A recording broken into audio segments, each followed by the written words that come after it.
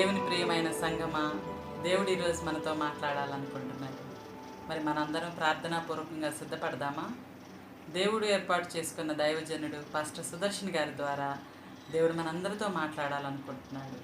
రండి, ప్రార్థనాపూర్వకంగా మనం ముందుకు కొనసాగుదాం.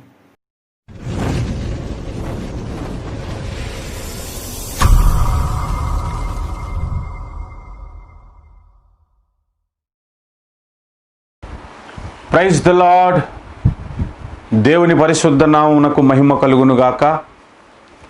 ఈ విధంగా లైవ్లో దేవుని వాక్య పరిచయం చేయటానికి నాకు అవకాశం కలుగజేసిన పరిశుద్ధాత్మ దేవునికి, మన తండ్రి అయిన దేవునికి, మన రక్షకుడైన యేసు ప్రభుకి హృదయపూర్వకంగా కృతజ్ఞతలు తెలియజేస్తున్నాను. వాక్య పరిచయం చేయటానికి నాకు ఆహ్వానం పలికిన దైవజనుడు, క్రీస్తునందు సహోదరుడు, ఒకరికొకరు ముఖాలు చూసుకోకపోయినా వారు కువైట్లో ఉద్యోగం చేస్తున్నప్పటి నుంచి నాకు పరిచయమైనటువంటి దేవుని కుమారుడు, దేవుని సేవకుడైనటువంటి కుంచె ప్రసాద్కి నా హృదయపూర్వకంగా మా సంఘము తరపున, మా కుటుంబం తరపున కూడా హృదయపూర్వకంగా కృతజ్ఞతలు తెలియజేస్తున్నాను. తమ్ముడు చాలా మంచి వర్తమానాలు వాట్సాప్లో ప్రసంగించి ఆ 20 మినిట్స్ లేదా 15 మినిట్స్ ఎవ్రీడే వాట్సాప్లో పంపించేవాడు. అనేకులు ఆ వాక్యము విని వారి జీవితాలను మార్చుకొని దేవుని వైపు తిరిగిన వాళ్ళు కూడా ఉన్నారు. అట్లాంటి మంచి దైవజనుడు, క్రీస్తునందున్న సహోదరుడు నన్ను వాళ్ళొక ఫేస్బుక్ పేజీలో వాక్య పరిచయం చేయడానికి నన్ను ఆహ్వానం పలికినందుకు దేవుణ్ణి నేను స్తుతిస్తున్నాను. ఒక ప్రసంగం చేయమని, ఒక వర్తమానం మీరు కూడా అందించాలన్నా అని నాకు తెలియజేసినప్పుడు చాలా సంతోషించాను. నేనేమి పెద్ద ప్రసంగికుడిని కాను, అయినా ప్రభు నాకు అనుగ్రహించిన కృపను బట్టి కొన్ని విషయాలు వాక్యములో నుంచి మీకు తెలియపరచాలని నేను ఆశపడుతున్నాను. దయచేసి అందరూ కూడా మీ పరిశుద్ధ గ్రంథమును తెరిచి చూడండి. నిర్గమకాండము 14వ అధ్యాయము, నిర్గమకాండం 14వ అధ్యాయము 15వ వచనం. నిర్గమకాండం 14:15. అంతలో యెహోవా మోషేతో, నీవేళ నాకు మొర్రపెట్టుచున్నావు, సాగిపోవుడి అని ఇశ్రాయేలుతో చెప్పుము. చదవబడిన లేఖన భాగంలో నుంచి 2 సంగతులు మనం నేర్చుకుందాం. మొదట ప్రార్థన చేసుకొని ప్రభు సహాయం కోరుదాం. పరిశుద్ధుడా, సర్వాధికారి, సర్వేశ్వరుడా, నీకు స్తోత్రాలు చెల్లిస్తున్నాను నాయన. చదవబడిన లేఖన భాగములో విస్తారమైన ఆధ్యాత్మిక సంగతులు ఎన్నో ఉన్నాయి. అవన్నీ ఇప్పుడు మాట్లాడలేము, కానీ ఎంతవరకు మాట్లాడగలను, ఎన్ని సంగతులు మాట్లాడగలను, అన్ని విషయాలు మాట్లాడే కృప ఈ సమయంలో నాకు అనుగ్రహించమని, ఈ దీన సేవకుని మీద నీ అభిషేకము కుమ్మరించి బలపరచమని యేసుక్రీస్తు శక్తి కలిగిన నామములో ప్రార్థిస్తున్నాను తండ్రి, ఆమేన్.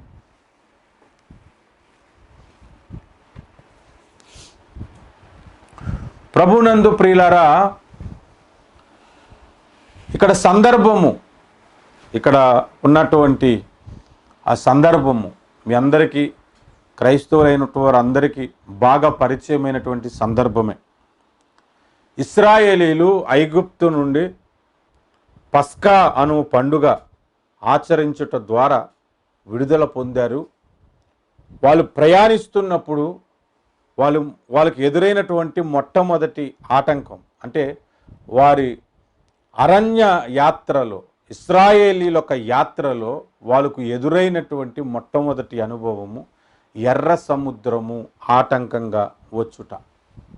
ఎర్ర సముద్రము ఆటంకముగా వారికి వచ్చుట, అది ఇక్కడ ఉన్నటువంటి సందర్భం. ఇశ్రాయేలీల అందరినీ మోసే నడిపించుకుంటూ కనానుకు బయలుదేరాడు. బయలుదేరగానే వెనక ఐగుప్తీయులు వెంబడిస్తున్నారు. వాళ్ళు వదిలేసేమే, వాళ్ళు మరలా పట్టుకొని తీసుకొద్దాం, మరలా వెట్టి చాకరీలు చేపిద్దాం, మరలా ఐగుప్తులో వారిని బానిసలుగా ఉంచుకుందాం, వారిని ఎందుకు వదిలేయాలి అని చెప్పి వారిని వెనక్కి తీసుకురావడానికి ఫరో తన సైన్యములను సిద్ధపాటు చేసుకొని విస్తారమైన సైన్యముతో ఇశ్రాయేలులను పట్టుకోవటానికి బయలుదేరాడు. ఇశ్రాయేలీలు దాదాపు 36 లక్షల మంది, అందులో 25 లక్షల మంది కాల్బలమే ఉంటారు. పిల్లలు స్త్రీలు అందరూ కలిపితే 36 లక్షల మంది ఇశ్రాయేలీలు ఐగుప్తు నుండి బయలుదేరారు. 36 లక్షలు అనేది అప్రాక్సిమేట్లీ ఎగ్జాక్ట్లీ కాదు, కొంచెం 1 లక్ష అటు ఇటు అయితే అవ్వండొచ్చు, కానీ 36 లక్షలు మాత్రం ఇటు అటుగా ఉంటారు. వాళ్ళు బయలుదేరినప్పుడు వాళ్ళు పట్టుకోవడానికి మరి ఫరో ఇంకెంత సైన్యముతో వచ్చి ఉంటాడు, ఎన్ని వేల మందితో వచ్చి ఉంటాడో మీరు ఆలోచించండి. ఒక పక్క వెనక శత్రువులు ఇశ్రాయేలులను తరుముతున్నారు, ముందేమో సముద్రము అడ్డంగా ఉంది. అప్పుడు ఏం చేయాలో తెలియదు, ఇశ్రాయేలీలు ఎలా ముందుకు కొనసాగాలో తెలియని పరిస్థితి. ఆ సందర్భంలో మోషే ప్రార్థన చేస్తున్నాడు. ప్రార్థన చేస్తే దేవుడు కోపపడుతున్నాడు. ఇదొక సబ్జెక్టు. అసలు ఆ సమయంలో ప్రార్థన చేస్తే తప్పేంటి? ప్రార్థన చేయకపోతే తప్పు కదా. మరి ప్రార్థన చేస్తే నీ వేళ నాకు మొరపెట్టుచున్నావు అని దేవుడు అనటం ఏంటి? ఇదొక సబ్జెక్టు. అది చెప్పటానికి నేను ఇక్కడ కూర్చోలేదు. ప్రభు చిత్తం అయితే ఆదివారం మా మందిరంలో అది ప్రకటించి యూట్యూబ్లో అప్లోడ్ చేస్తాం, అందులోంచి మీరు చూడొచ్చు.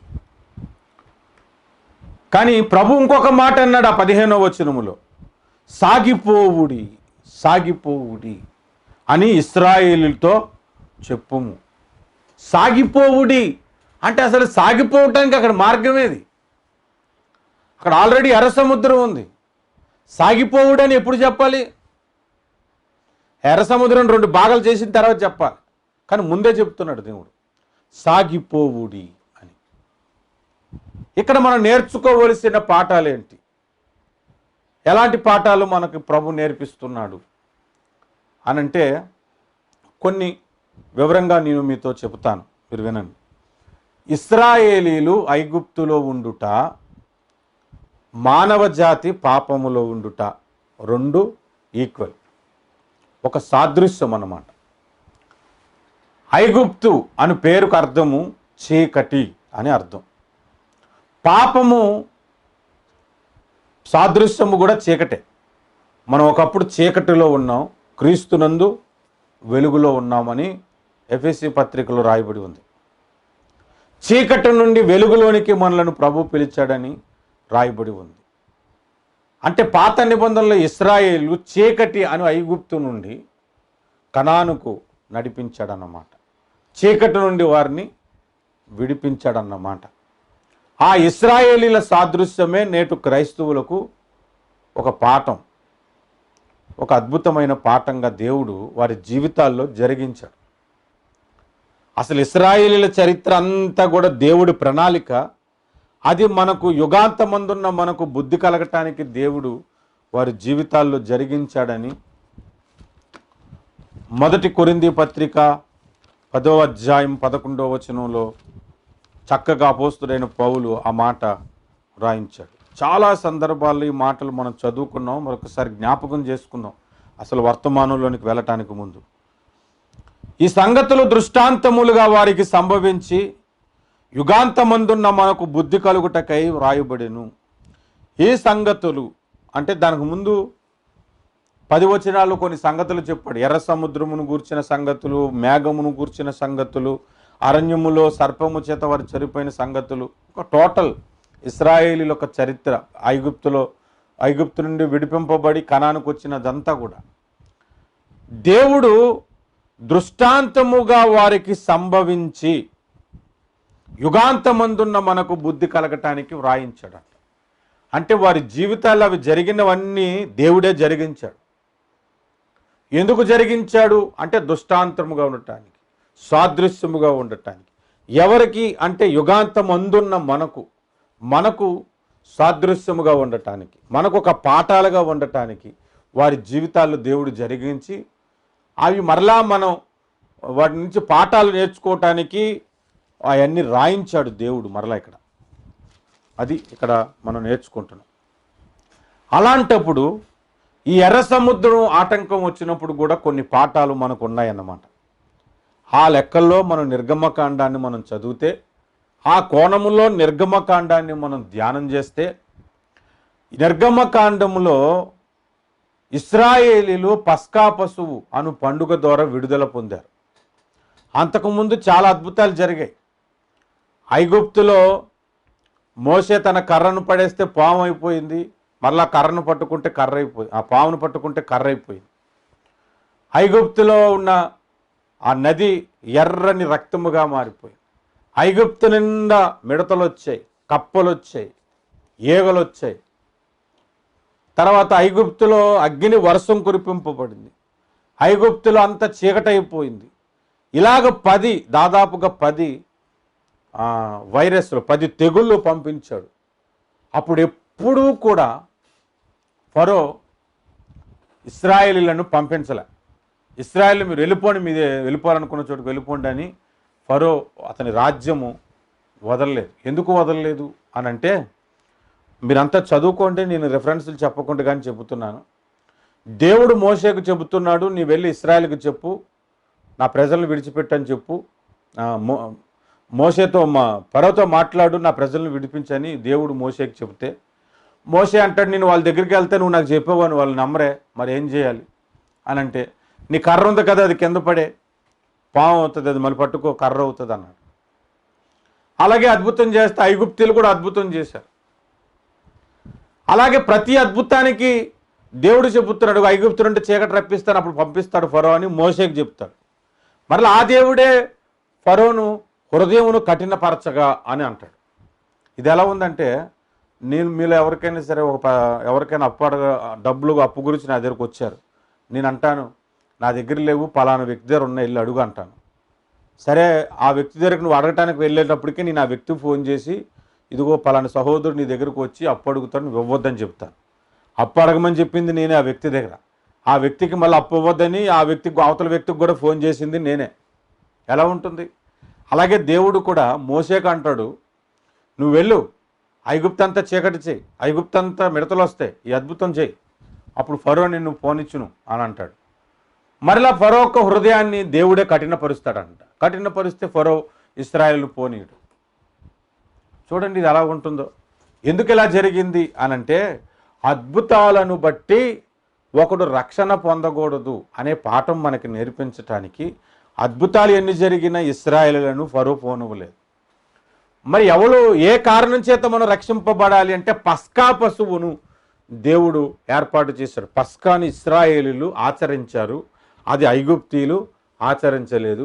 ఆచరించని ఐగుప్తీయులలో ప్రతి తొలిచూరు పశువు కానీ మనుషుల్లో కానీ ఒకడు చనిపోయాడు. ఐగుప్తంతా మహాఘోష పుట్టింది.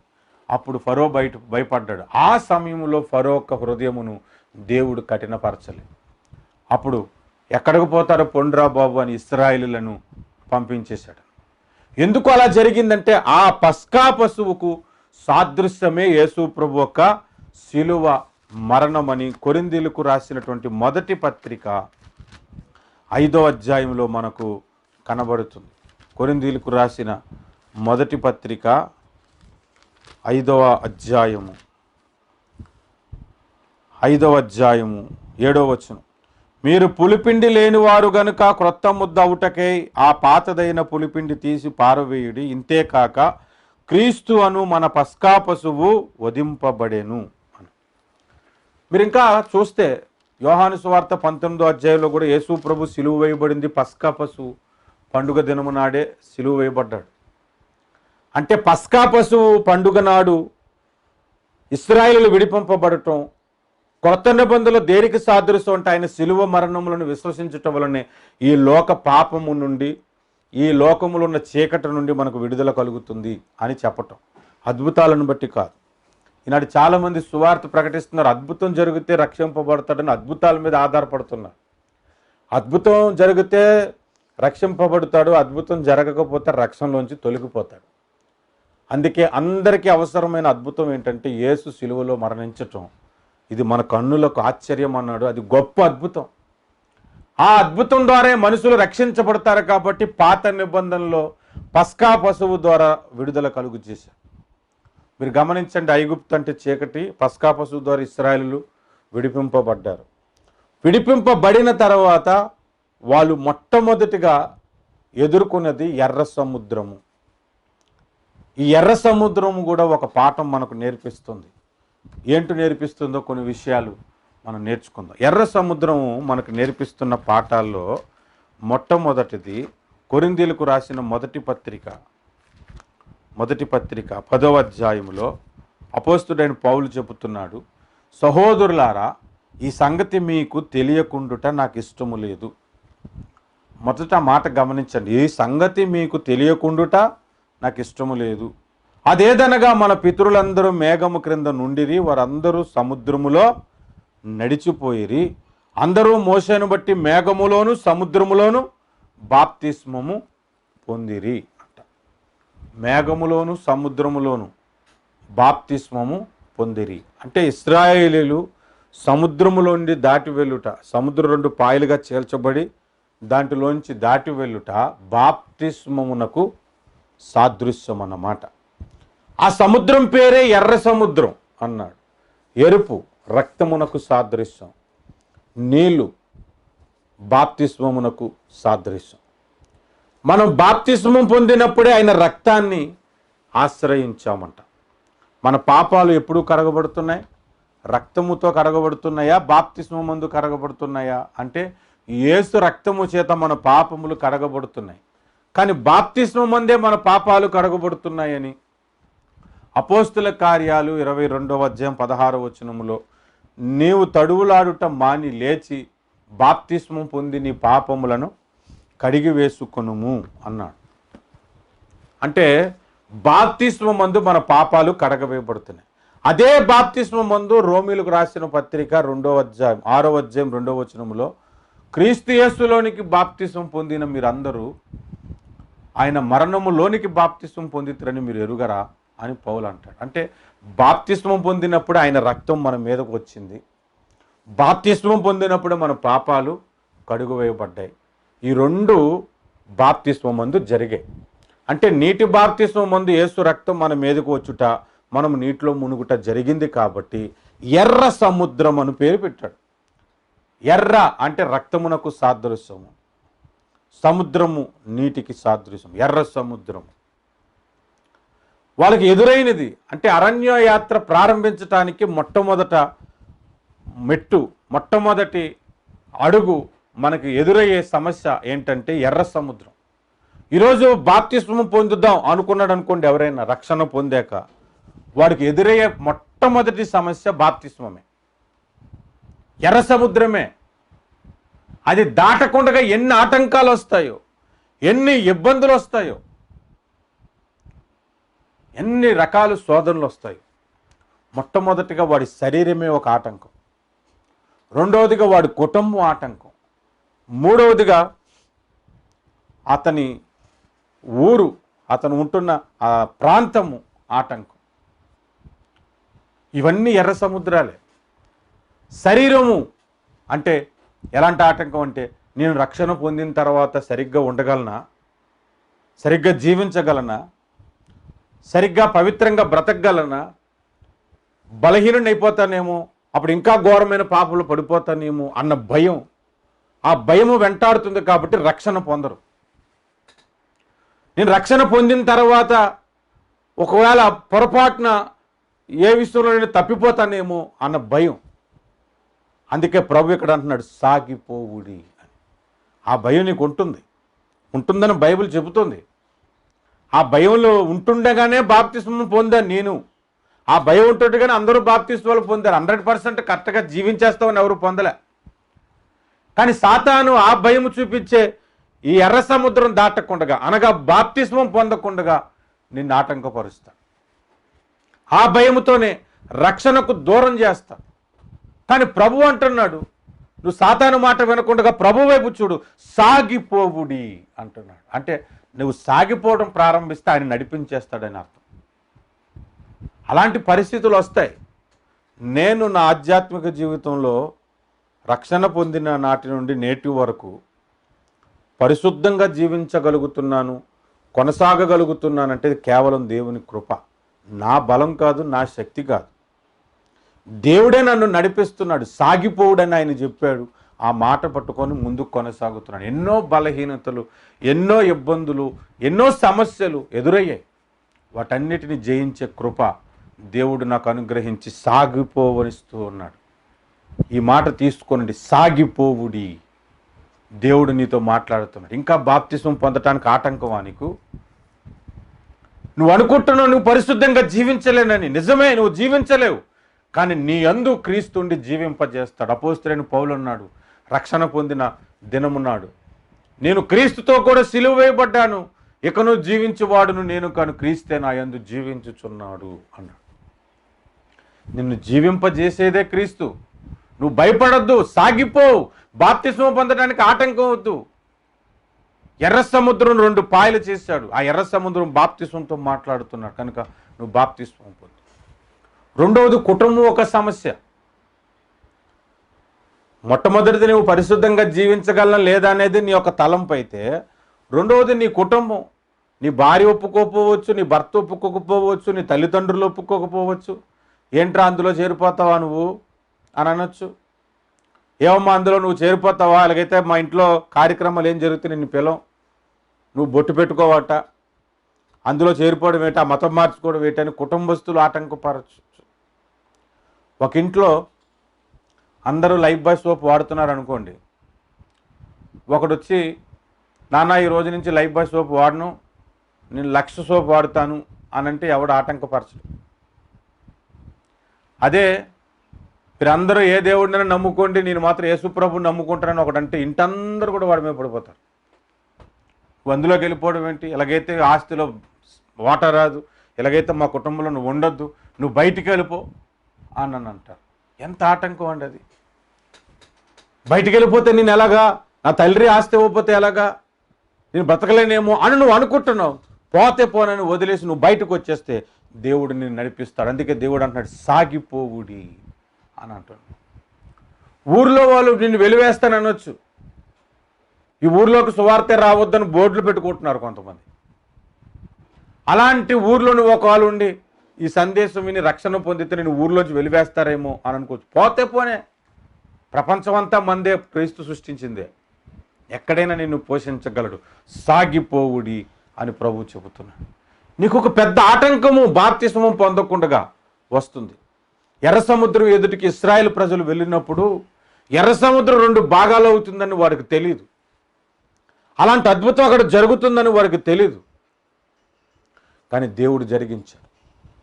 నీకు ఎంతగా శత్రు సైన్యం వెంటబడుతుందంటే, ఫరో ఒక సైన్యము ఇశ్రాయేలు వెంటపడుతున్నట్లుగా వెనక దురాత్మ శక్తులన్నీ నిన్ను వెంటబడతాయి.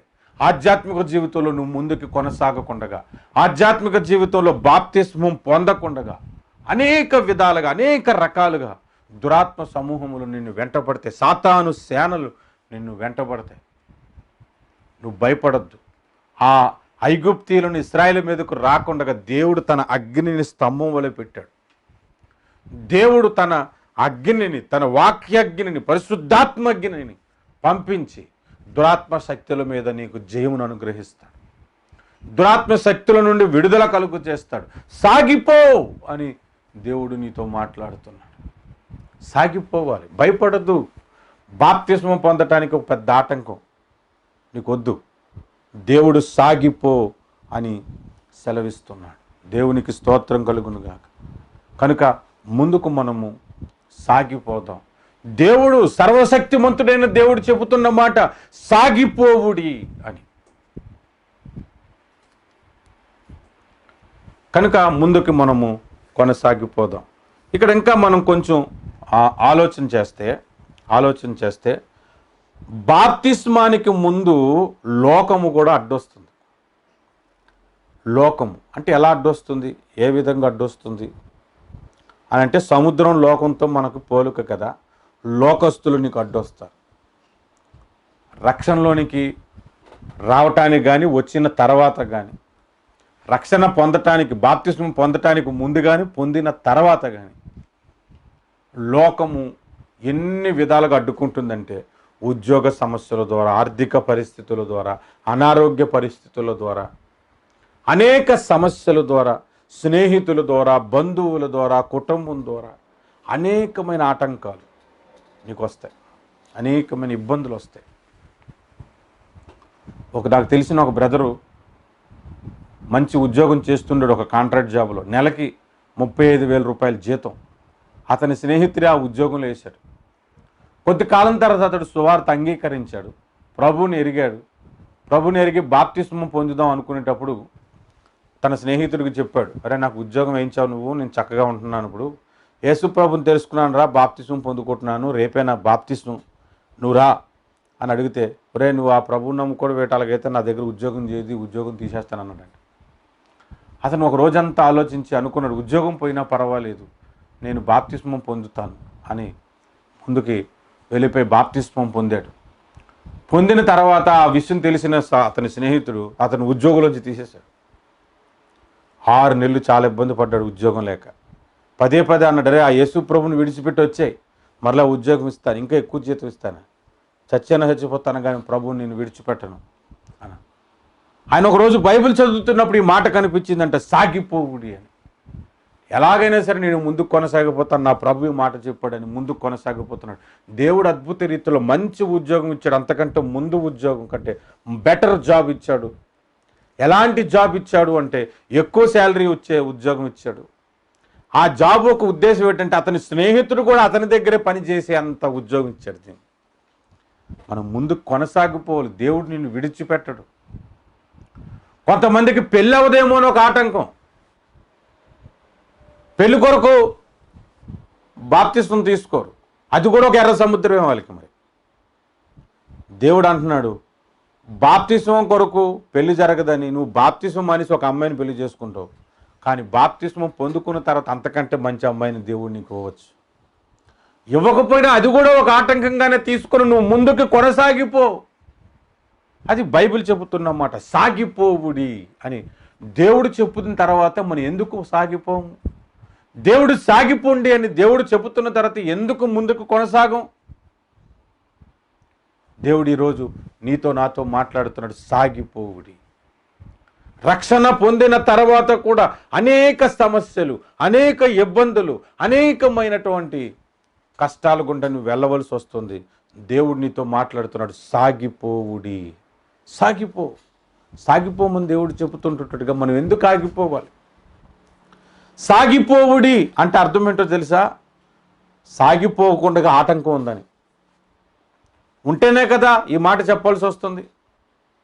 ఒక దగ్గర అలా నిల్చున్నావు అనుకో, ఎందుకురా అలాగ అక్కడే నిల్చున్నావు, కొంచెం పక్కకు రా, ముందుకెళ్ళిపో, ఎందుకు అలా నిల్చున్నావు అని అంటే అర్థం ఏంటి? అక్కడ ఉన్నాడనే కదా. సాగిపోవుడి అంటే అక్కడ ఆగిపోయారనే కదా. ఇప్పుడు ఇశ్రాయేల్ అందరూ సముద్రం చూసి ఆగిపోయారు. ఆగిపోతే దేవుడు అన్నాడు సాగిపోండి అని అంటున్నాడు. సాగిపోవడానికి ఏమో ముందు మరి సముద్రం ఉంది అడ్డంగా. దేవుడు సాగిపోండి అంటే అర్థం ఏంటో తెలుసా? దేవుడు వెళ్ళమన్నాడని అడుగు వేస్తే సముద్రం 2గా చీలిపోతుంది. అది దేవుడు చేయబోతున్న కార్యం. సాగిపోవాలి. ఒక సేవకుడు అంట పొరుగురు పోయి సువార్త ప్రకటించి వస్తున్నాడు. ఆ పొరుగురు పోవటానికి మధ్యలో అడవి ఉంది, అడవి దాటి వెళ్ళి సువార్త ప్రకటించి తిరిగి వస్తున్నాడు. తిరిగి వస్తూ ఉన్నప్పుడు దారిలో ఒక పెద్ద పులి ఎదురుపడింది. ఎదురుపడగానే భయపడ్డాడు. ఇంకా లాభం లేదని పరిగెడితే పులి, ఆ పెద్ద పులి తరవడం మొదలుపెట్టింది. ఇతడు పరిగెత్తుకుంటూ జారి పడిపోయి ఒక చెట్టు కొమ్మను ఏలబడడం మొదలుపెట్టాడు. ఒక లోయ, కిందన పెద్ద లోయ ఉంది, చెట్టు కొమ్మను వేలబడుతున్నాడు. చెట్టు కొమ్మను పెట్టుకొని ఒడ్డుకెళ్దామంటే పెద్ద పులి ఉంది, కిందకు వదిలేద్దామంటే లోయలో పడి చనిపోతాడు. ఏం చేయాలో తెలీదు. దేవుని వైపు చూశాడు. దేవా నాకు సహాయం చేయి నాయన, నేను నీ సేవకుడిని, నాకు సహాయం చేయి అని అన్నాడు. వెంటనే దేవుడు జవాబిచ్చాడు, నా కుమారుడు ఆ కొమ్మ వదిలేసి ఆ చెట్టు కొమ్మను వదిలేసి అన్నాడు.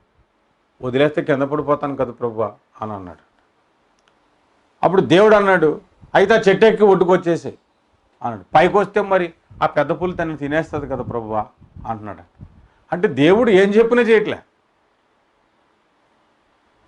వీళ్ళు ఏం ఆలోచిస్తారంటే దేవుడు అలాగ ఆకాశం నుండి ఒక చేయి పెట్టి అతను ఎలా తీసుకెళ్ళి వేరే ఊర్లో దించేయాలనుకుంటాడు. దేవుడు వదిలేమన్నాడంటే వదిలేస్తే నీకేం జరగదని. దేవుడు చెట్టు ఎక్కి వచ్చేమన్నాడంటే చెట్టు ఎక్కి వచ్చేసినా కూడా ఆ పులి నిన్నేమి చేయదని. దేవుడు సాగిపోండి అని అన్నాడు అంటే ఆ సమస్య నిన్ను ఏమి చేయదని, ఆ కష్టము నిన్నేమి ముంచేయదని, ఆ సమస్యలు, ఆ బాధలు, ఇబ్బందులు ఏమి నిన్ను అనగద్రొక్కేవని దేవుడు నీకు ఇక్కడ చెబుతున్నాడు. సాగిపోండి. నీ ఆధ్యాత్మిక జీవితాన్ని పాడు చేయటానికి అనేక విధాలుగా సాతాను ప్రాకారములను కడతాడు.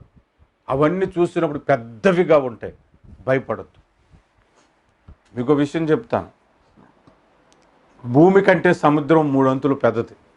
భూమే చాలా చిన్నది, సముద్రము విశాలత చాలా ఎక్కువ. అలాగే మన సమస్య మనకంటే చాలా పెద్దదిగా కనబడుతుంది. మన బాధలు, కష్టాలు మనకంటే చాలా పెద్దవిగా కనబడతాయి. అదంతా ఒక సముద్రంలాగా, ఎర్ర సముద్రంలాగా నువ్వు చూసి ఈ అధ్యాయం చదువుకున్నప్పుడు దేవుడు అన్నాడు, నన్ను సాగిపో అని. నువ్వు సాగిపోవటం ప్రారంభించు. సాగిపోవటం ప్రారంభిస్తే దేవుడు సముద్రాన్ని 2గా చీల్చుతాడు. దేవునికి స్తోత్రం. ఆ సముద్రాన్ని దేవుడు 2గా చీల్చాడు. ఇశ్రాయేలీయులు అందులో నుంచి నడుచుకుంటూ వెళ్ళిపోయారు. చూసారా? అలాంటి అనుభవం నీకు కావాలనే దేవుడు మొట్టమొదటిగా ఆ ఎర్ర సముద్రం అద్భుతాన్ని దేవుడు వ్రాయించాడు.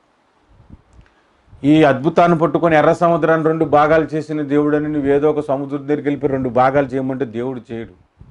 ఆ సముద్రం దేవుడు 2 భాగాలుగా చేసింది ఏంటంటే మనకొక సాదృశ్యముగా ఉండటానికి, మనకొక దృష్టాంతరముగా ఉండటానికి. దేవుడు ఇశ్రాయేలు జీవితంలో కొన్ని అద్భుతాలు జరిగించాడు. ఆ అద్భుతాలను బట్టి ఇప్పుడు నీ జీవితంలో ఈ లోకము నీకు అనేక విధాలుగా, ఈ లోకమును సముద్రం నీకు ఆటంకం వస్తున్నప్పుడు, భక్తిహీనులు నీ భక్తి జీవితానికి ఆటంకం వస్తున్నప్పుడు, నీ కుటుంబస్తులే నీకు ఆటంకంగా వస్తున్నప్పుడు, నీ శరీరమే నీకు ఆటంకంగా వస్తున్నప్పుడు దానిని 2గా చీల్చి దేవుడు నిన్ను నడిపిస్తాడు. ఆ సమస్యను 2గా చీల్చి దేవుడు నిన్ను నడిపిస్తాడు అని చెప్పటానికి మాట రాయించాడు. సాగిపోవుడి అని. సాగిపోమంటున్నాడు ప్రభు. సాగిపోదును, ఆగిపోను నేను, విశ్వాసములో నేను, ప్రార్థనలో నేను. చూడండి, మనం ప్రార్థన చేయలేకపోతున్నాం అంటే అదొక ఆటంకం. దేవుడు ప్రార్థన చేయమంటాడు. బైబిల్ చదవలేకపోతున్నాం అంటే అదొక ఆటంకం, అదొక ఎర్ర సముద్రం. దేవుడు సాగిపోమంటాడు, చదవమంటాడు.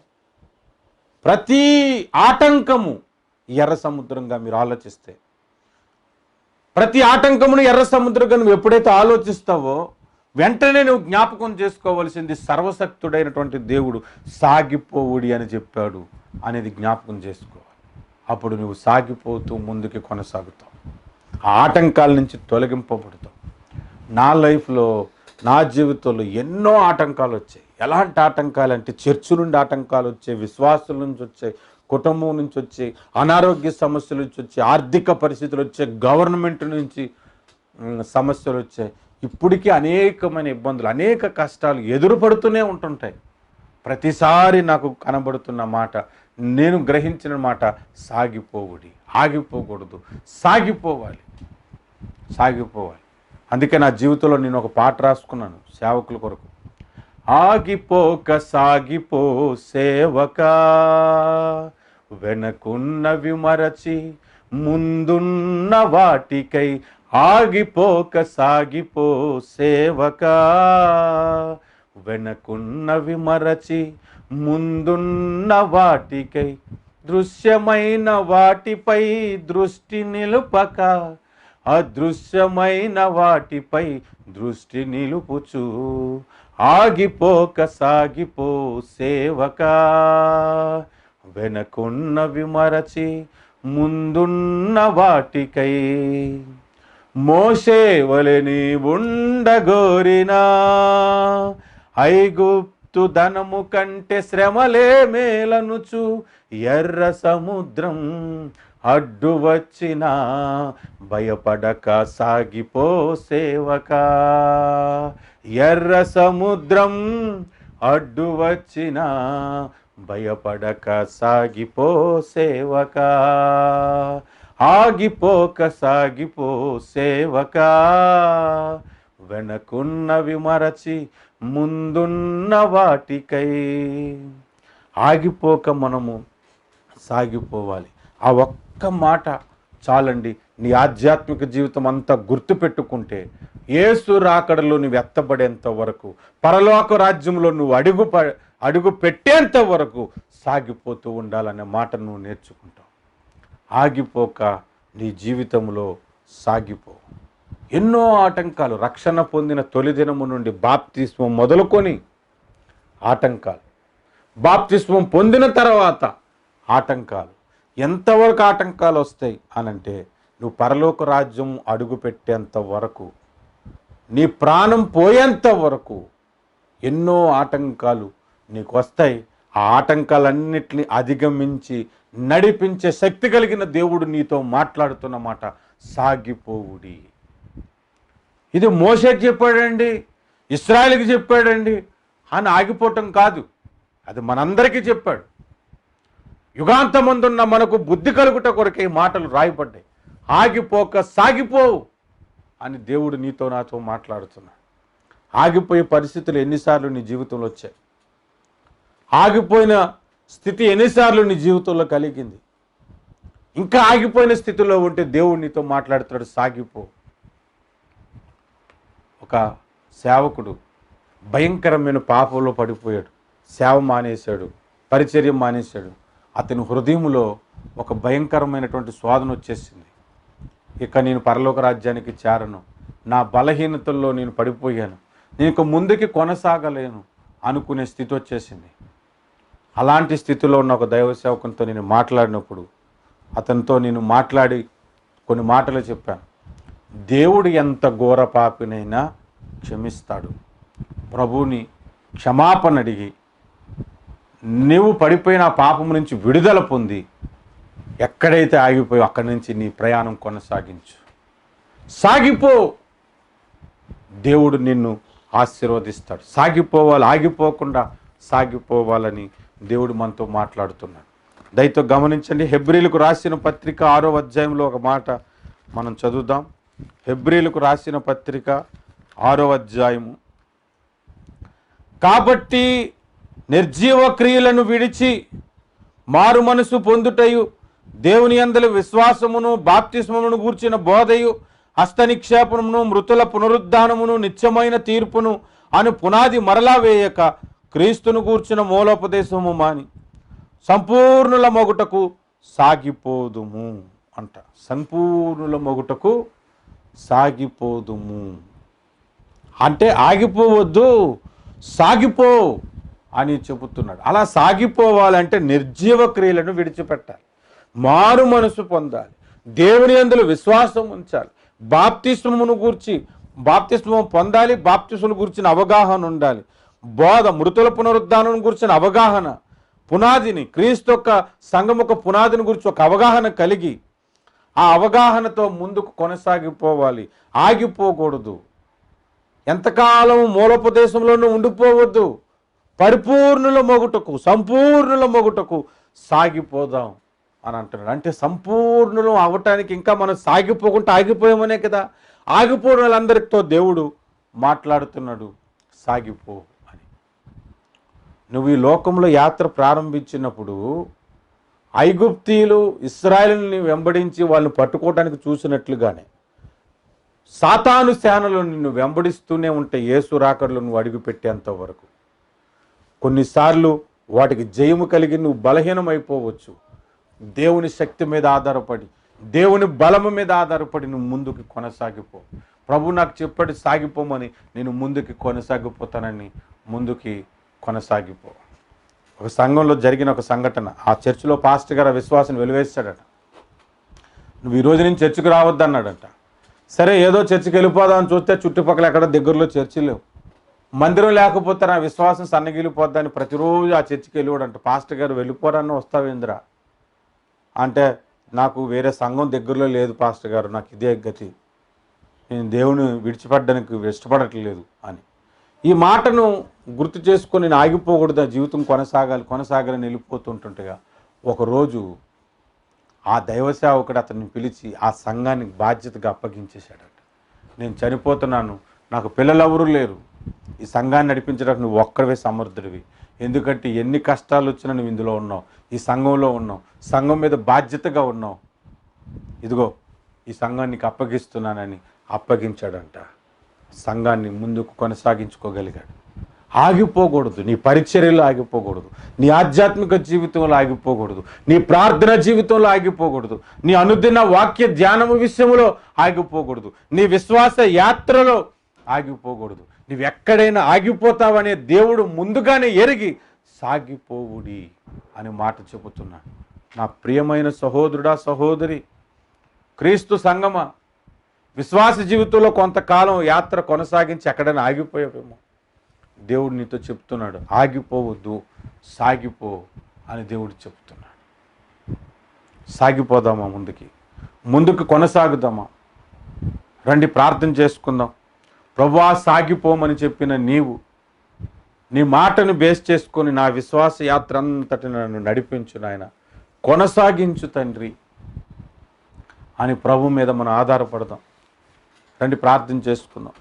ప్రేమగల నా తండ్రి, మహాపరిశుద్ధుడా, మా ఆధ్యాత్మిక జీవితాల్లో ఎక్కడ కూడా ఆగిపోకుండా ముందుకు సాగిపోవటానికి, ప్రార్థన విషయంలో ఆగిపోకుండా, వాక్య ధ్యాన విషయంలో ఆగిపోకుండా, నీ మందిరానికి వెళ్ళే విషయంలో ఆగిపోకుండా, నీ పరిచర్య విషయంలో ఆగిపోకుండా, మా ఆధ్యాత్మిక జీవితం అంతా కూడా, యాత్ర అంతా కూడా ముగించటానికి మా విశ్వాసమును అయా కాపాడుకుంటూ నాయన మంచి పోరాడటానికి నీ రాకడలో ఎత్తబడేంత వరకు, నీ రాజ్యములో అడుగు పెట్టేంత వరకు ఆగిపోకుండా సాగిపోవటానికి సహాయము చేయండి తండ్రి, సహాయం చేయండి.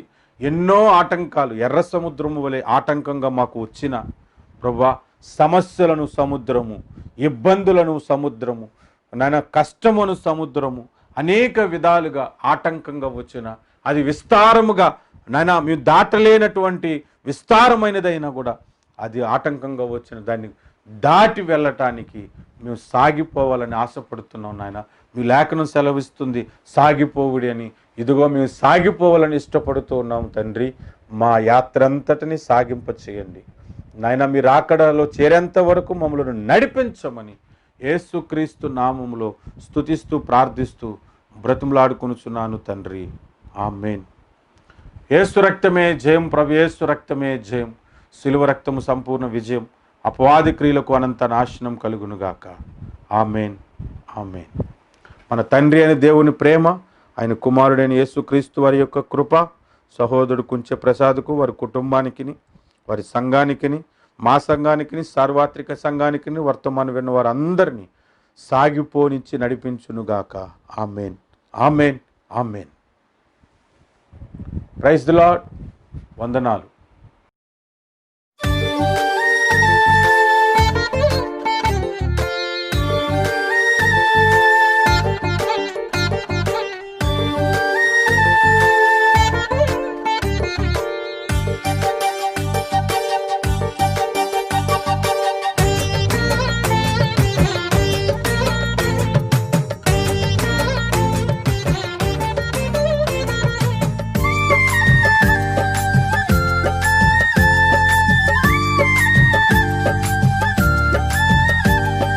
ఆగిపోక సాగిపో సేవకా, వెనకున్నవి మరచి ముందున్న వాటికై. ఆగిపోక సాగిపో సేవకా, వెనకున్నవి మరచి ముందున్న వాటికై. దృశ్యమైన వాటిపై దృష్టి నిలుపక, అదృశ్యమైన వాటిపై దృష్టి నిలుపుచు దృశ్యమైన వాటిపై దృష్టి నిలుపక అదృశ్యమైన వాటిపై దృష్టి నిలుపుచు ఆగిపోక సాగిపో సేవకా వెనుకున్నవి మరచి ముందున్న వాటికై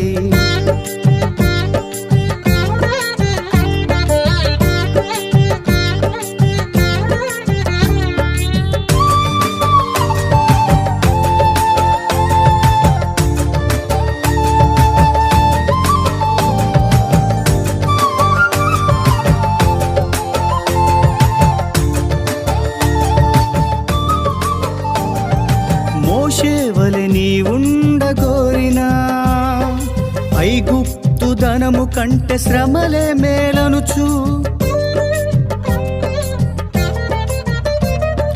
మోషేవలె నీ ఉండగోరినా ఐగుప్తు ధనము కంటే శ్రమలే మేలనుచు ఎర్ర సముద్రం అడ్డు వచ్చినా భయపడక సాగిపో సేవకా ఎర్ర సముద్రం అడ్డు వచ్చినా భయపడక సాగిపో సేవకా ఆగిపోక సాగిపో సేవకా వెనుకున్నవి మరచి ముందున్న వాటికై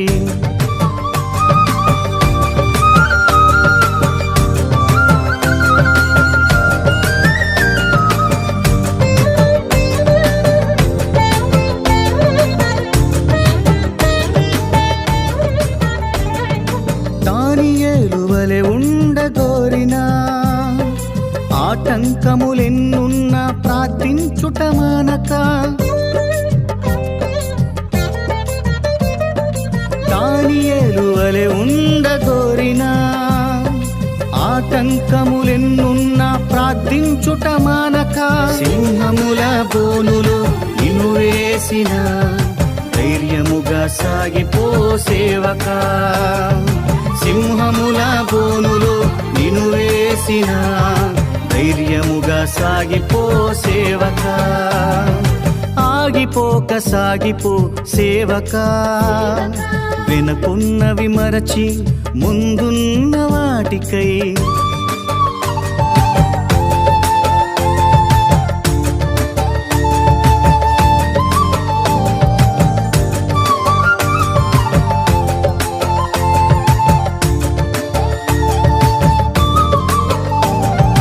పౌలువలె నీ ఉండగోరినా చావైన నాకు లాభమే అనుచు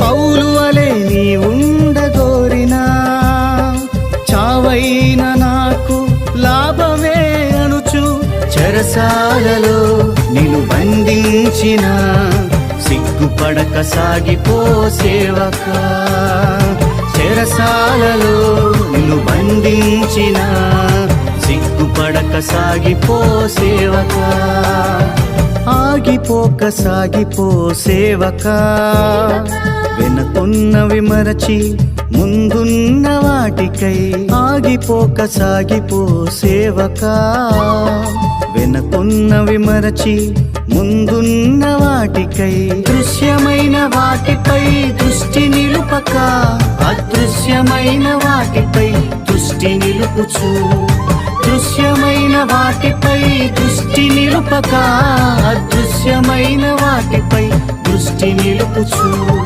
ఆగిపోక సాగిపో సేవకా వెనుకున్నవి మరచి ముందున్న వాటికై ప్రతి అవకాశం కూడా దేవుని సన్నిధిలో చేయటానికి ఇష్టపడు. అది పెద్దదా చిన్నదా? దేవుడికి నువ్వు డిగ్రీ చదివావా, అసలు చదువుకున్నావా లేదా? పౌలు భయపడ్డాడంటే పౌలు ఒక ఆధ్యాత్మిక జీవితపు లెవెల్ ఏంటో తెలుసా? సైతాను మోసం ఏంటో గమనించగలిగినంత జ్ఞానం ఆయన. దేవునికి భయపడదాం. పరిస్థితుల ద్వారా దేవుడు మనందరితో మాట్లాడుతున్నాడు కాబట్టి ఆయన మాటకు విధేయులమై చిన్నమంద భయపడకుడు, దేవుని రాజ్యం అనుగ్రహించుటకు ఆయన చిత్తమై ఉన్నదన్నాడు. దాని కొరకు ప్రార్థిస్తున్నావా? ఆత్మలో దీనులైన వారు ధన్యులు, పరలోక రాజ్యము వారిదన్నాడు. దాని కొరకు నువ్వు ప్రార్థిస్తున్నావు.